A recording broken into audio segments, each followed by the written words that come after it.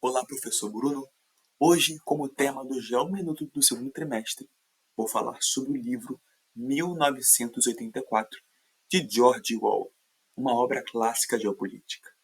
O livro, professor, de fato, não foi escrito em 1984, mas sim em 1949, o terceiro ano da Guerra Fria.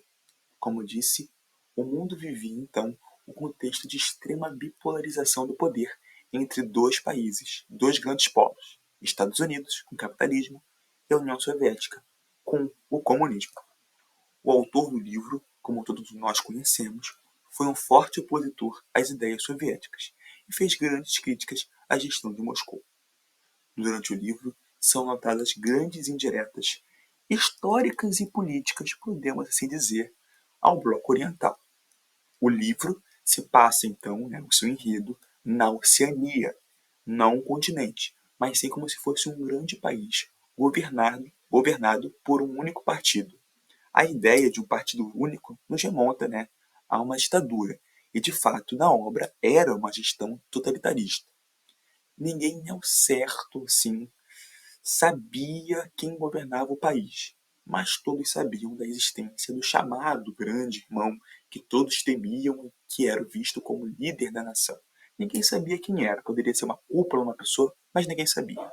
A população era completamente vigiada pelas teletelas, uma forma de vigiar a população a fim de saber o que o povo comentava e articulava.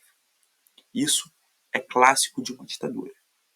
Hoje em dia, vemos a Venezuela com cartão pátria, um sistema de vigilância populacional, por meio de um QR Code, que só agentes do governo possuem ou podem analisar. É um sistema social disfarçado ali, de sistema social com vigilância de pública e digital. A obra retrata o Ministério da Verdade também, que era um órgão do governo que manipulava dados verídicos ou também transformava informações, dados a seu favor. Podemos analisar assim que durante a obra a Oceania estava em guerra constante, uma hora com a Eurásia, outra hora com a Letásia. Isso tudo que mostra que era uma estratégia política só para aumentar o nacionalismo e defender a manutenção da opressão e do controle interno, girando em torno de defesa da população, defesa da nossa pátria. O pensamento independente, a um certo ponto, professor, também foi criminalizado. O Ministério da Verdade era considerada a única fonte verídica e só a ela cabia, de fato, a verdade e a verificação de casos internos e externos. Atualmente, vemos isso também em países ditatoriais, que proíbem a liberdade de imprensa, como, por exemplo, a Nicarágua, onde o governo Daniel Ortega permite apenas a televisão estatal, e só por meio dela que a população pode se informar, pode se atualizar, e qualquer notícia que seja negativa ao governo sandista seria vista, então, assim, como traição à pátria.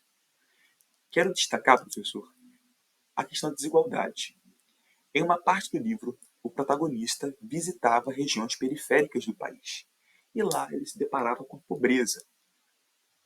As pessoas mais pobres, de fato, não sabiam do que estavam a vivenciar o que estava acontecendo no país, porque elas, na obra, não foram alfabetizadas e não receberam qualquer notificação informacional do governo.